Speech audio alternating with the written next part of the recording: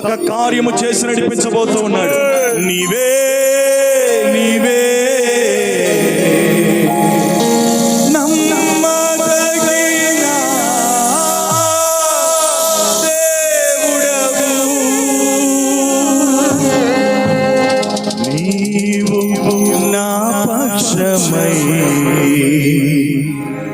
నిలచే